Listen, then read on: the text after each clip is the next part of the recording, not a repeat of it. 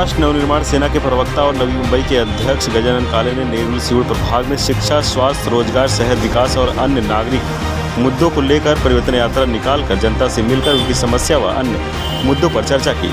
इस मौके पर गजानन काले ने कहा कि परिवर्तन यात्रा से विपक्ष सदमे में है, लेकिन यह तय है कि हम जनता की समस्याओं का समाधान और विकास कार्यों के जरिए विपक्ष को जवाब देते रहेंगे। या परिवर्तन यात्रेचा चौथा दिवस आहे। वाशी झालं, दुर्बा झालं, सांगपडा झालं आणि आता सिवुड। खूप मोठ्या प्रमाणात प्रतिसाद आज आहे।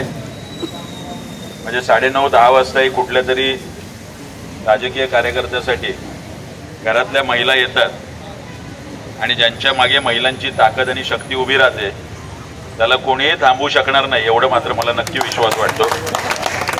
आज या विश्वासाने आगे बढ़ो, महाराष्ट्र नवनिर्माण सेनेचा राजसाहेब ठाकरे आगे बढ़ो, आपकी बार गजानन। फुलं मला वाटतं सिवुडच्या सगळ्या दुकानातली संपली असतील आणि शिंदे काकांनी दादरवरून का सांगली, म्हणजे दादरमध्ये राजसाहेबांच्या घरी पण आज काही फुलं गेली नसतील। आपली परिवर्तन यात्रा आज सिवुड विभागात सकाळपासून होतो। आम्ही संध्याकाळच्या टप्प्यात सुद्धा 4-5 तास आम्ही या ठिकाणी होतो। सिवुडकरांचे अनेक प्रश्न आहेत। मला आत्ताच काही ज्येष्ठ नागरिक भेटले। मला काही दिवसांपूर्वी सेक्टर 16-18 नेरूळचे मीनाताई ठाकरे हॉस्पिटलमध्ये काही मंडळी गेली होती आणि मला फोन आले की आम्हाला 4000 ची औषधं बाहेरून घ्यायला सांगतात। नवी मुंबई महानगरपालिकेचं हॉस्पिटल आणि आरोग्यावर जर करोडो रुपये खर्च केले जात असतील तर ही मोफत औषधं मिळाली पाहिजे। मग ते ज्येष्ठ नागरिक असतील, तरुण असतील किंवा महिला असतील। पण नवी मुंबई महानगरपालिकेची आरोग्य व्यवस्था अत्यंत मृतवत आहे। आम्ही या यात्रेत जे सांगतोय की शिक्षण, आरोग्य, रोजगार यातला हा आरोग्याचा जो मुद्दा आहे। मला आता सांगण्यात आलं की प्राथमिक आरोग्य केंद्र जी काही नवी मुंबईत आहे तिची सकाळची वेळ 9:30 ते फक्त 12:30 पर्यंत असते। जर 12:30 नंतर कोणाला द्यायचं असं, बरं पूर्वी ही वेळ 5 आणि 6 वाजेपर्यंत होती।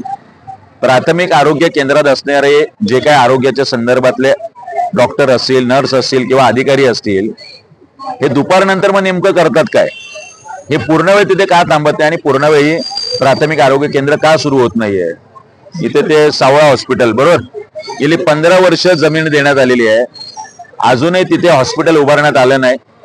या नवी मुंबईतले मोठे मोठे नेते आले, त्या सावळा हॉस्पिटलच्या ट्रस्टींबरोबर बोलले, आता उद्याच उद्घाटन होईल आणि परवा हॉस्पिटल चालू होईल अशी खोटी आश्वासनं दिली, मात्र त्या हॉस्पिटलचा प्रश्न अद्यापही सुटला नाहीये। या सगळ्या सिवुड परिसरात DAV शाळा असेल, डॉन बॉस्को शाळा असेल, DPS शाळा असेल, पोद्दार असेल किंवा SS हायस्कूल असेल, 5ही शाळा मोठ्या प्रमाणात इथे प्रत्येक वर्ष 2 वर्षांनी फी वाढ होत असते।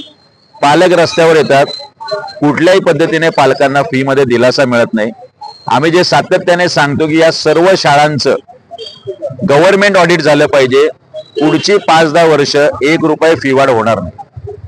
हे शिक्षणाचे प्रश्न आहेत, आरोग्याचे प्रश्न आहेत। वृद्धाश्रम तयार होऊन 3 वर्ष झाली, आता कोणाची वाट बघतायत मला कळत नाहीये। अधिकारी कोणाची वाट बघतायत, मुख्यमंत्र्यांची वेळ भेटत नाही का कुठल्या तरी आम्हाला वृद्धाश्रमात कोणीतरी गेल्याशिवाय कोणी दजावणार नाहीये?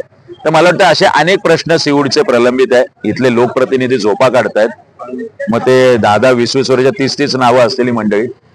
सिवुडकरांनी सुद्धा यावेळी ठरवलंय ज्या पद्धतीने मी यात्रेत जातोय, आमचे ज्येष्ठ नागरिक असतील, आमच्या माता भगिनी असतील, ज्या पद्धतीने त्यांचा प्रतिसाद मिळतोय, निश्चितपणे नवी मुंबईकर आणि सिवुडकरांनी ठरवलंय की यावेळी निश्चितपणे परिवर्तन होणार। वसीम ताजिक साथ पंकज विनोद की रिपोर्ट, आवाज टुडे, नवी मुंबई।